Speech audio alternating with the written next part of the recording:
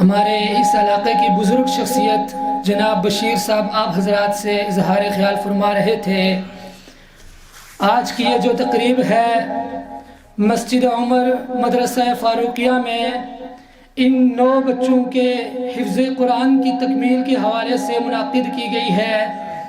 جنہوں نے اللہ رب العزت کا کلام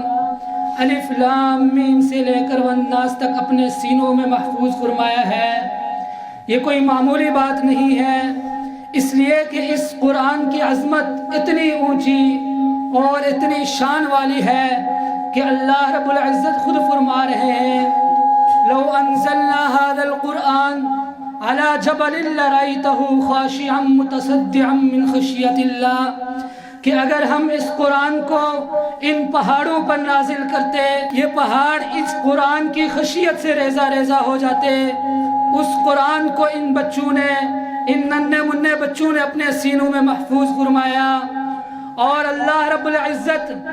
آپ صلی اللہ علیہ وسلم سے فرما رہے ہیں کہ یا رسول اللہ ان لوگوں سے، ان مومنین سے، ان مسلمانوں سے کہہ دیجئے کہ اللہ نے اپنا یہ کلام اپنے فضل اور اپنی رحمت سے نازل کیا ہے، تو چاہیے کہ لوگ اس پر خوشیاں منائیں۔ لہٰذا اس پروگرام کو میں آگے بڑھاتے ہوئے اسی مدرسے کے مسجد عمر مدرسہ فاروقیہ کے ایک بچہ حافظ سیف الرحمان کو میں دعوت دیتا ہوں کہ وہ تشریف لائیں ڈائز پر اور آپ حضرات کے سامنے اپنے حفظ قرآن کا آخری سبق پیش فرمائیں۔